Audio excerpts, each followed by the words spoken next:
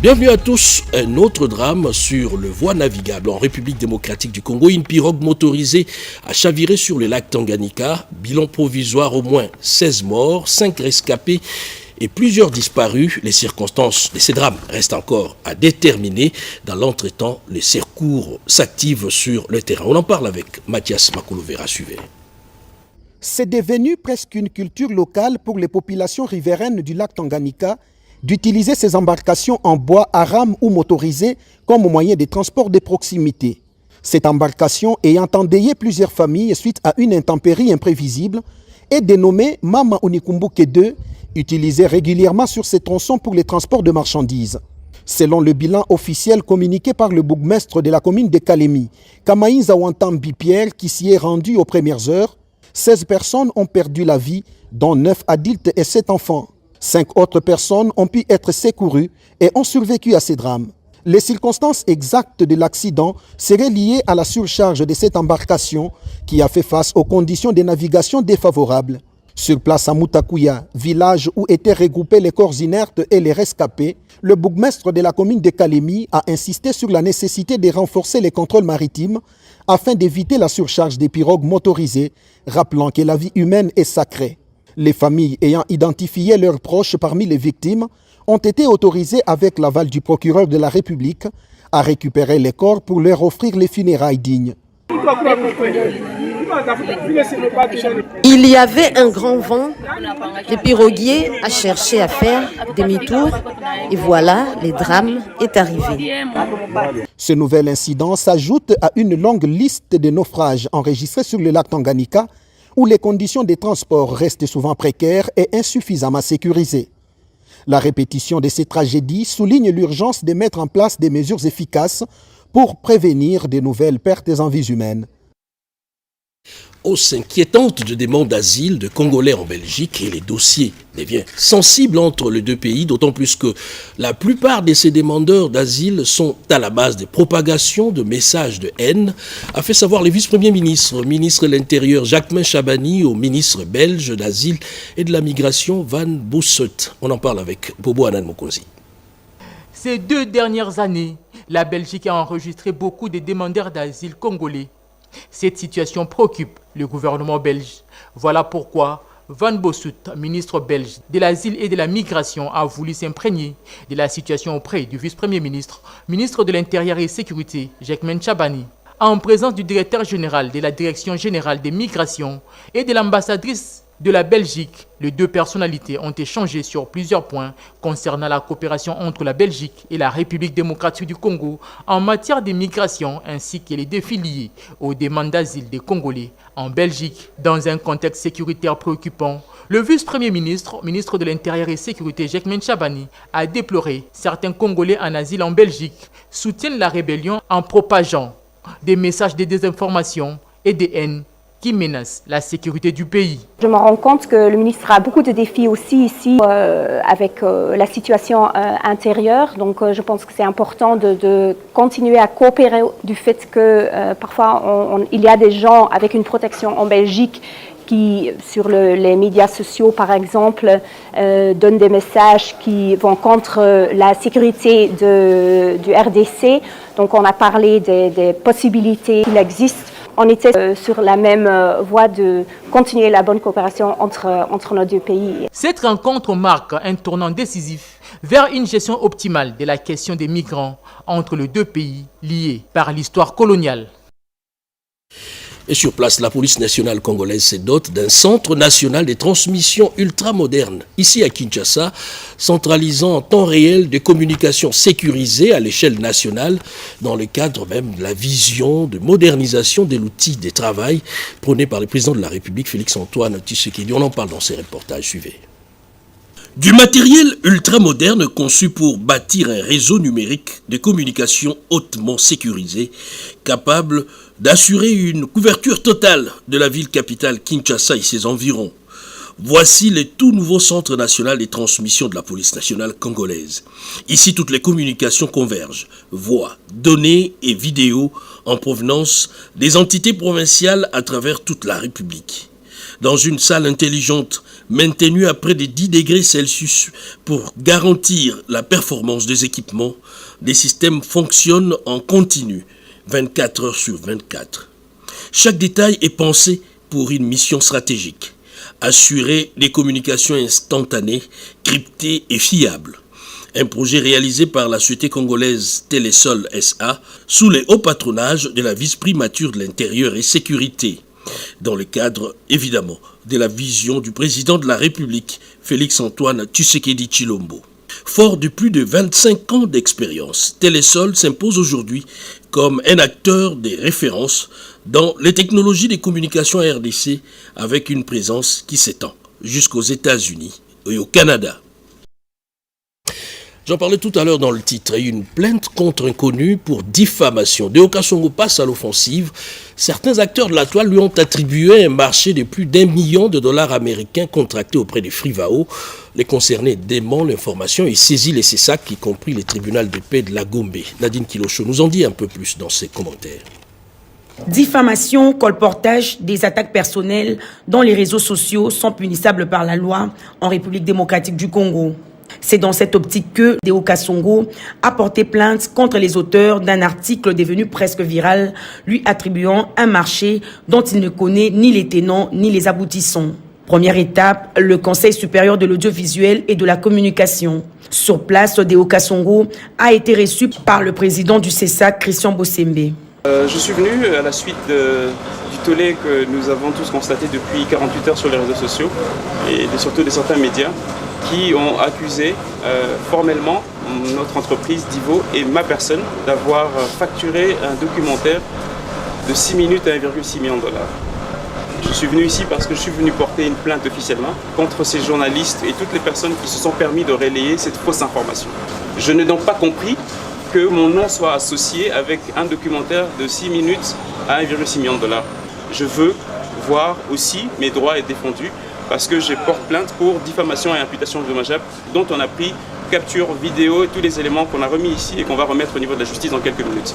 La même plainte a été déposée au tribunal de paix de la Gombe. Pour Deo Kasongo, ce cas doit servir de jurisprudence pour tous ceux qui s'adonnent à cœur joie à vilipender les institutions, les personnalités politiques et des citoyens lambda sans en disposer des preuves nécessaires. La révolution en marche dans le secteur de la santé en République démocratique du Congo, eh bien, 7 laboratoires ultramodernes émergent à travers les pays pour renforcer les capacités d'analyse médicale, tandis que Dr Samuel Roger Kamba, ministre de la Santé publique, lance une vaste formation nationale des professionnels de santé dans le cadre du programme Étoile Bleue. Robert Ndaye.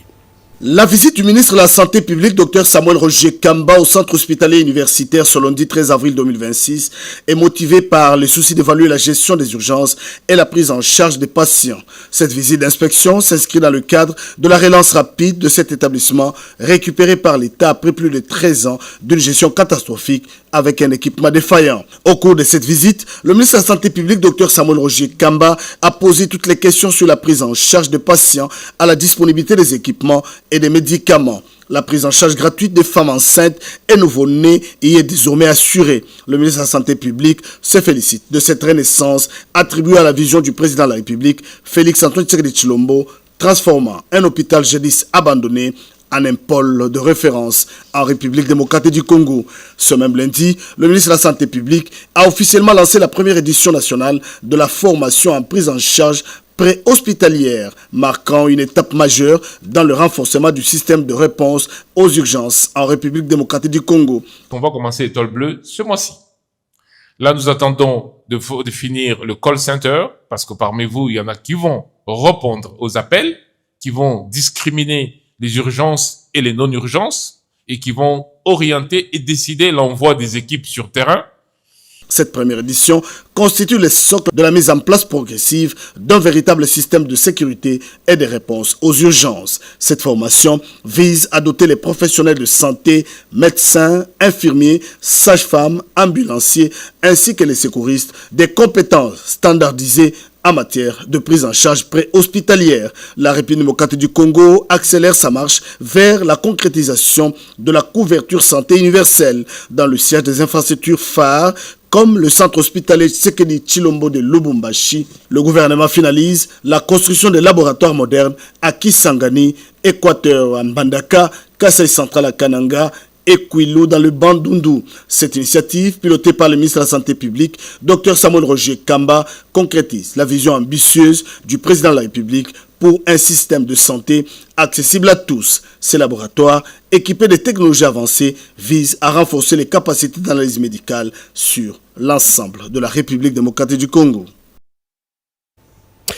Cap sur la transformation urbaine ambitieuse à Kinshasa, sous l'impulsion du ministre des Infrastructures et Travaux publics John Banzalunda. La modernisation des principales artères de la capitale est désormais une priorité absolue, avec évidemment une mise en œuvre accélérée confiée aux entreprises de génie civil. Et Génie Dada Chabani.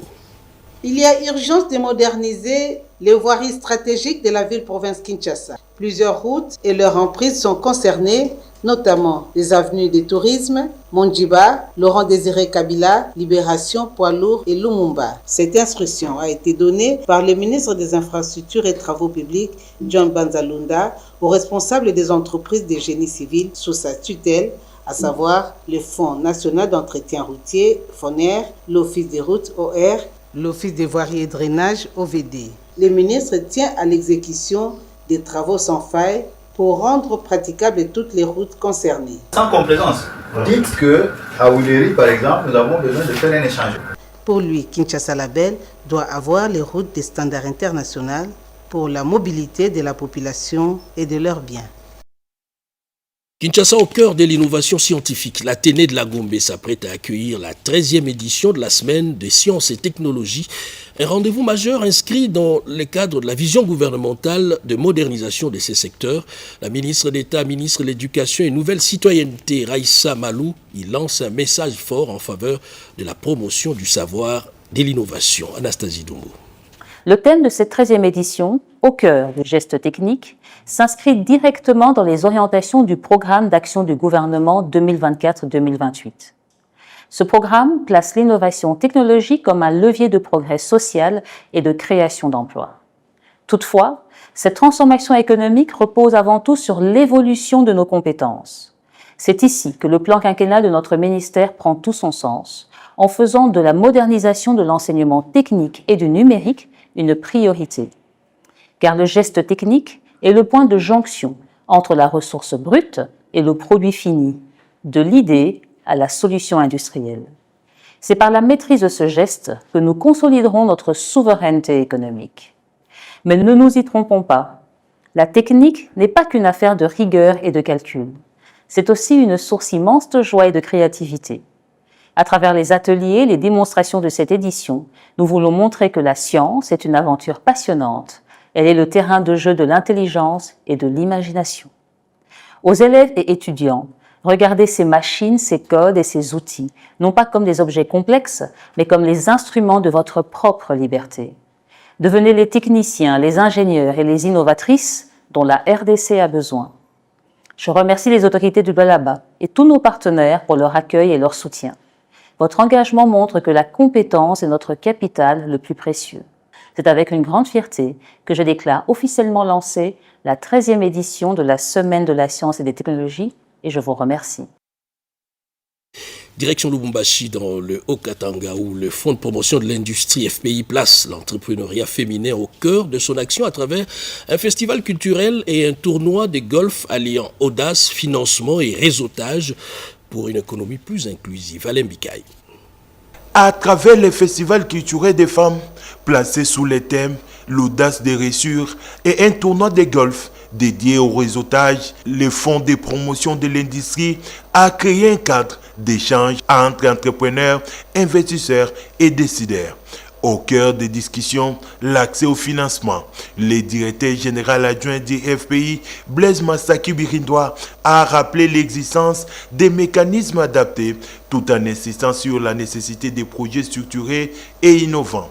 Les fonds de promotion de l'industrie proposent notamment des financements à taux préférentiel, 4% pour les jeunes et les femmes, 6% pour les membres du Golf Club, ainsi qu'un accompagnement des entreprises à fort potentiel.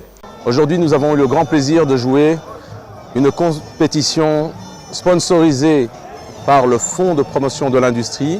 Et nous avons rassemblé à peu près 80 joueurs aujourd'hui sous le regard bienveillant du FPI qui nous a aussi expliqué et développé quels sont ses objectifs. Nous les remercions d'ailleurs beaucoup parce que je pense que le FPI aujourd'hui peut être un acteur majeur qui aide le développement de notre pays à travers le financement de projets et l'aide au développement d'autres projets déjà établis.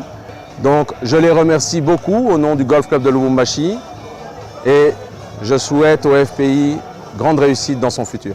Message clair, les FPI ne se limitent pas à financer, ils accompagnent et transforment, faisant de l'audace un levier pour une économie plus dynamique.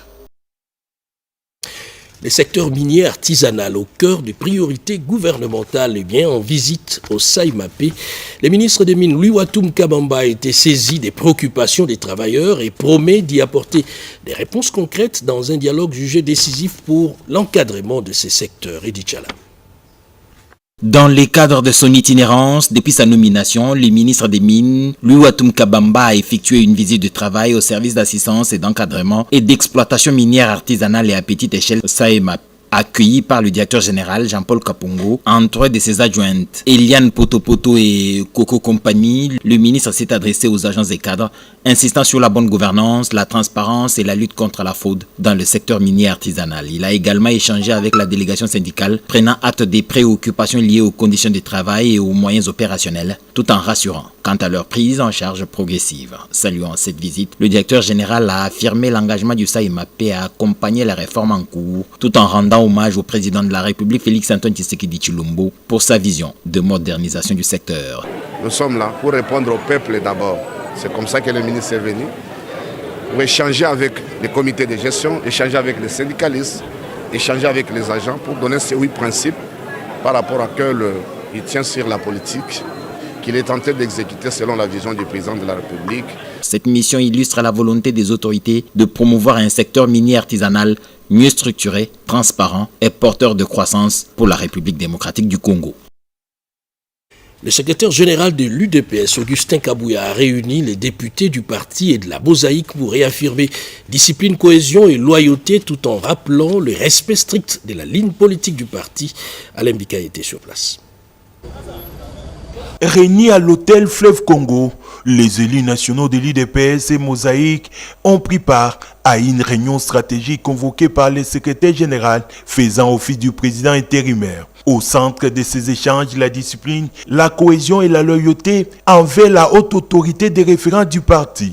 Le président intérimaire, l'honorable Augustin Kabouya, a rappelé que les élus nationaux ne sont pas des électrons libres, mais doivent se conformer à la ligne du parti ainsi qu'à celle de l'union sacrée de la nation. Il a également insisté sur le fait que toute initiative parlementaire doit concourir à renforcer l'unité du parti et soutenir la vision du chef de l'État, Félix-Antoine Tshisekedi. Autre point soulevé au cours de cette réunion, c'est les comportements de certains responsables des Mosaïques accusés d'agir comme des chefs de partis parallèles. Une attitude jugée non conforme à l'esprit de la création de ces partis mosaïques, initialement mis en place comme stratégie électorale pour les scrutins de 2023. Après ces élections, ces animateurs de Mosaïque étaient appelés à réintégrer pleinement les partis. Un message clair, renforcer la discipline et la cohésion pour consolider la majorité et accompagner efficacement l'action politique du pouvoir en place. Un nouveau souffle pour la société civile en République démocratique du Congo. Eh bien, l'Union des forces sociales pour les actions citoyennes voit le jour avec une ambition clairement définie, rassembler et dynamiser les initiatives citoyennes pour le développement de la République démocratique du Congo. À sa tête, vous allez vous en douter, Jonas Tchombela entend fédérer les énergies et faire entendre une voix forte au service du changement. Yvette Makuntima. La République démocratique du Congo dispose d'une société civile plurielle. De ses nombres, l'Union des forces sociales pour les actions citoyennes congolaises UFSAC, dont les activités ont été lancées ces jours à Kinshasa. Cette organisation de la société civile regroupe les associations des jeunes et des femmes engagées pour la transformation sociale de la République démocratique du Congo. L'UFSAC est présente dans 26 provinces de la RDC. C'est à ce titre que plusieurs délégués venus des différents coins du pays ont pris part à cette cérémonie. je félicite tous les dirigeants de l'Union des forces sociales, les actions citoyennes congolaises. Merci beaucoup pour l'initiative que vous avez prise. Elle est très louable, parce que les actions sont là, mais dispersées et ne pèsent pas. J'espère que avec cette union, la société civile se fera beaucoup plus entendre. Parmi les missions poursuivies par l'Union des forces sociales pour les actions citoyennes congolaises, UFSAC, la promotion de l'engagement citoyen, les renforcements de la synergie entre les acteurs de la société civile, les autorités traditionnelles et religieuses. Cette organisation de la société civile vise à porter un plaidoyer fort en faveur des réformes nécessaires à la stabilité et au progrès du pays. Le sport, la Ligue nationale de football, on n'en parle pas assez, mais cette ligue a atteint sa vitesse de croisière à 2 jours de la phase du play-off. La rédaction de sport de la RTNC a fait les tours d'horizon des grandes rencontres de la Ligue nationale de football. On en parle à travers ces reportages suivants.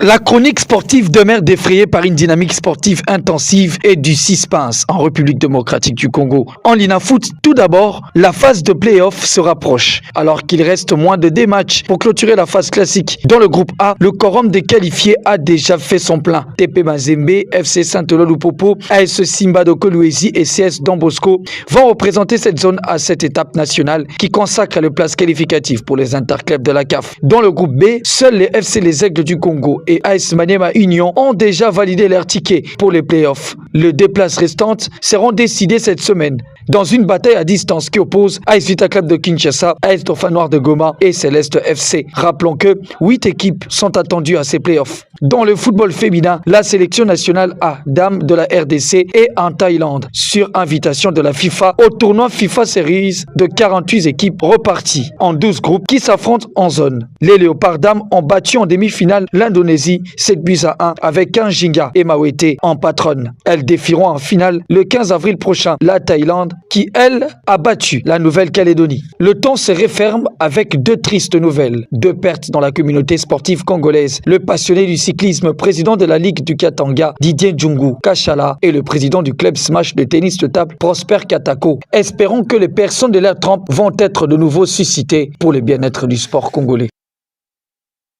Et voilà qui met un terme à ce journal, 20h de ce lundi. Merci de l'avoir suivi. Retrouvez à 23h Bobo Anad Mokondi et demain à 7h Serge Merlin Mata. Bonsoir chez vous.